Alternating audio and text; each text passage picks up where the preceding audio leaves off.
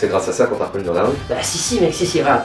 Ce que j'essaie de vous dire par là, c'est que c'est un job comme un autre. Alors, la question que je me pose, c'est pourquoi est-ce qu'on raconte des ragots au sujet de la rémunération des youtubeurs? Je pense pas que parfois, être un youtubeur soit vraiment une position si privilégiée.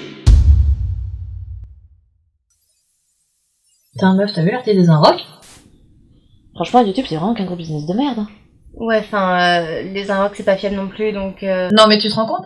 T'es payé une misère et encore tu travailles comme un dingue et t'es beaucoup moins payé qu'un podcasteur à la con ou un gamer. Juste pour savoir, on est d'accord que ça te dérange pas quand t'as un réalisateur de film qui gagne plus que toi? Non. Bah là, c'est pareil. Les mecs, c'est les créateurs de vidéos, donc ce qui compte, c'est leur création. C'est pas combien ils gagnent. Salut tout le monde, ça fait longtemps qu'on s'est plus parlé. C'est Julien, J-Statesman ou encore Connard82. C'est mon pseudo sur les sites de rencontres. Aujourd'hui, il faut qu'on parle d'un truc. Dans ma précédente vidéo, j'avais établi le fait qu'être rémunéré par le biais de YouTube n'établissait pas forcément de privilèges et qui plus est, n'est pas si rémunérateur, du moins lorsque l'on débute. Suite à cette vidéo, et encore une fois, excusez-moi d'être en retard, de nombreuses interventions ont lieu à ce sujet dans les médias. Il y a eu le fameux article des Inrocks, le passage de Natou dans On n'est pas couché, Nicolas Hulot qui fait une petite collaboration avec Golden Moustache. Non, c'est vachement important pour moi. Alors ma dernière vidéo a eu principalement pour reproche de terminer sur une note légèrement pessimiste vis-à-vis du business model de YouTube. C'est pourquoi aujourd'hui je vous ai préparé une liste de raisons pour lesquelles créer sur YouTube c'est kawaii desune. C'est qui a écrit mon texte là? La première chose à savoir sur internet, c'est que c'est un média libre. Libre parce qu'il est axé sur une grande liberté d'expression. C'est un endroit sans filtre où chacun est libre d'exposer ses opinions, bien sûr dans le respect des personnes qui hébergent les domaines. Endroit où certaines réserves se font vis-à-vis des médias traditionnels. Et de ce fait, chacun exerce cette liberté comme bon lui semble, ce qui permet à Internet d'être, selon mon humble avis, l'endroit idéal pour les débats constructifs, à condition bien sûr qu'ils soient bien modérés. Oui, allô ? Du coup, si je veux parler de mes tendances islamo-radicales et antisémites, ainsi que mes envies politiques centrées sur le nazisme, je peux ? Ben ouais, mais garde quand même à l'esprit que le contenu incitant à la haine est quoi qu'il en soit interdit.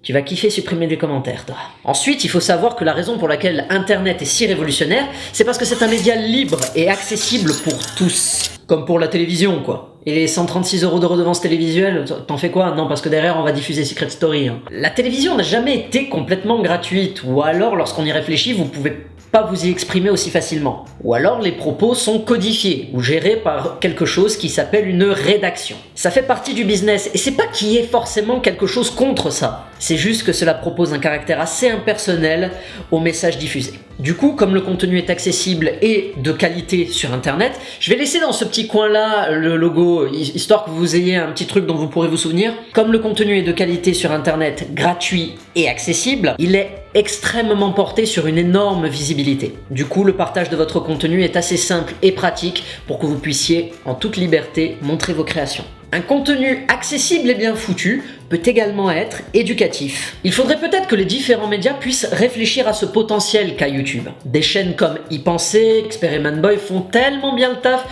que je trouve dommage que la télévision ne suive pas le même modèle parfois. Donc on va faire un petit tour de magie, vous allez voir, on va appuyer sur un bouton et il va disparaître comme par magie. Ça va faire un peu de bruit. Bon, j'avoue, je tape un peu la télé, c'est subjectif. On en arrive même à un point où la transmission de l'information est tellement simple sur YouTube que les autres médias finissent par l'utiliser pour pouvoir compléter leurs supports et leurs articles. Et certains même ont essayé de jouer la carte de la concurrence avant de se viander. Maintenant, imaginez des émissions faites sur YouTube pour pouvoir inculquer de manière ludique des notions aux jeunes dans différents domaines. Vous voyez où je veux en venir ? Mais surtout, la raison pour laquelle on devrait tous créer sur YouTube, eh bien, c'est parce que ça fait du bien, quoi, merde. Choisir ce que l'on veut regarder est génial et créer l'est encore plus. J'ai la gaule actuellement. Ça permet d'extérioriser, de créer et de faire rêver. C'est un nouveau média offrant un nouveau potentiel à chacun qui, j'espère, perdurera. Merci à tous d'avoir regardé cette vidéo, j'espère qu'elle vous a plu. Pensez à nourrir vos idées et je vous dis à bientôt pour une prochaine vidéo. Salut!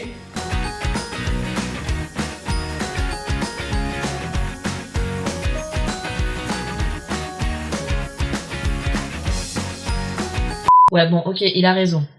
Mais mettons j'ai envie de faire quelque chose d'instructif. Et j'ai des boobs. Est-ce que tu crois que ça va me ramener plus de vues? Alors ça dépend parce que techniquement... Toi tu fermes ta gueule!